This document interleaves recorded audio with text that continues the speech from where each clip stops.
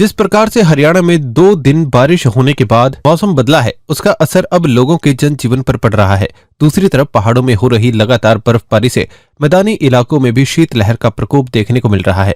पश्चिम से चल रही ठंडी हवाओं से पारा लुढ़क गया है। अंबाला की बात करें तो अंबाला के न्यूनतम तापमान 8 डिग्री से नीचे चला गया है। वहीं दिन का तापमान भी 16 डिग्री तक पहुंच गया है, जिससे ठंड बढ़ गई है। हालांकि बारिश के बाद अंबाला का एक्यूआई काफी सुधरा है। अंबाला का एक्यूआई 110 है। वहीं ठंड को देखते हुए एक तरफ जहां हरियाणा सरकार ने 1 जनवरी से 15 जनवरी तक स्कूलों में बच्चों की छुट्टियां कर दी हैं, तो वहीं स्वास्थ्य विभाग द्वारा भी शीतलहर से बचने के लिए एडवाइजरी जारी कर दी गई है। अंबाला कैंट सिविल हॉस्पिटल के आयुर्वेदिक मेडिकल ऑफिसर जितेंद्र वर्मा ने कहा कि इस मौसम में शीतलहर से अपने आप को कैसे बचाएं। उन्होंने बताया कि आयुर्वेद के हिसाब से इस मौसम में बहुत ज्यादा आराम भी नहीं करना चाहिए। अगर घर से बाहर नहीं निकल रहे तो घर पर ही सैर जरूर करें, ताकि हमारा ब्लड सर्कुलेशन ठीक रहे और हमारा हार्ट भी ठीक काम करे। देखिए, शीतलहर जैसे चल रही है और अम्बाला में खासकर धुंध, और जैसे आज का मौसम है कि धुंध पानी की तरह गिर रही है, तो इस मौसम में तो देखो हमें काफ़ी बचाव करना ही चाहिए। लेकिन आयुर्वेद के हिसाब से जो दिनचर्या है उसका ज़रूर पालन करें।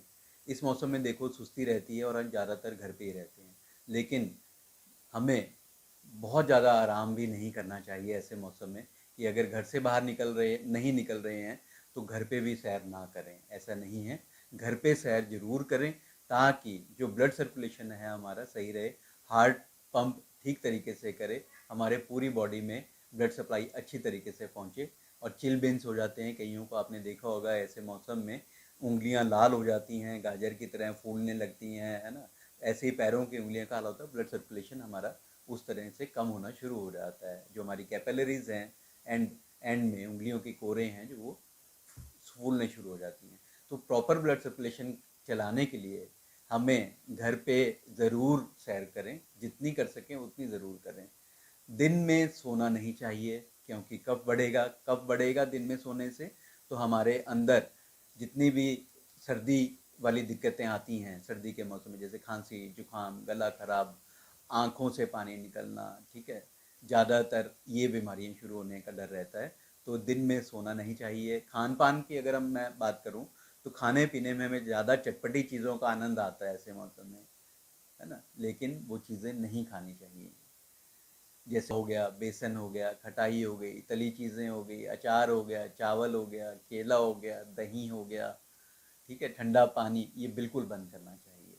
हमेशा ऐसे मौसम में गर्म पानी का ही सेवन करें, और गले का ज़रूर बचाव करें, क्योंकि गला अगर थोड़ा सा भी ख़राब हो गया तो सर्दी, खांसी, जुकाम, सांस की बीमारियां इस मौसम में काफ़ी होना का डर रहता है। तो हमें जैसे घरेलू नुस्खे हम अपना सकते हैं, जैसे काली मिर्च का पाउडर ले लीजिए 2 चुटकी, थोड़ा सा शहद और अदरक का रस, ये चाट लीजिए। इसके अलावा गर्म पानी लीजिए। इसके अलावा हमारे पास आयुर्वेदिक में, हमारे सिविल हॉस्पिटल अम्बाला छावनी में जो आयुष विंग है, वहाँ पे जहाँ पे मैं कार्यरत हूँ, तो हम यहाँ पे कुछ थेरेपीज़ भी करवाते हैं सर्दी के मौसम के लिए, जैसे वस्ती चिकित्सा है या फिर नस्य है। जिनको पुराना नज़ला, खांसी, जुकाम रहता है, तो उसके लिए हमारे यहाँ पे सभी तरीके की चिकित्सा उपलब्ध रहती है। और कुछ दवाइयाँ हैं, जैसे चाटने वाली कुछ दवाइयाँ इस मौसम के लिए बहुत बेहतरीन काम करती है। वसाका आसव है, वसाका आंवले है, च्यवनप्राश है, इस तरीके की चीज़ों का आप ज़रूर सेवन कीजिए, ताकि हमारी इम्यूनिटी बनी रहे और जो रोग से लड़ने की क्षमता है वो हमारी बिल्कुल सही रहे। सर, अस्पताल की बात करें तो अस्पताल में किस तरह के मरीज ज़्यादा देखने को मिलते हैं? देखिए, अस्पताल में तो आजकल जो मरीज हैं, मेरे पास तो जोड़ों के ही मरीज ज़्यादा आते हैं या स्किन की प्रॉब्लम्स के ज़्यादा आते हैं। लेकिन इसके साथ साथ कुछ मरीज आजकल, एक दो केसेस मुझे लिवर डिसऑर्डर के, जैसे जॉन्डिस मिला मुझे, और मैं सोच के हैरान हूँ कि इस मौसम में जॉन्डिस क्यों हो रहा है, क्यों नहीं है। मतलब ये बड़ा अजीब सा थोड़ा सा क्वेश्चन मेरे लिए थोड़ा सा बन गया, क्योंकि उनमें सीरम बिलिरुबिन काफ़ी ज़्यादा पाया गया।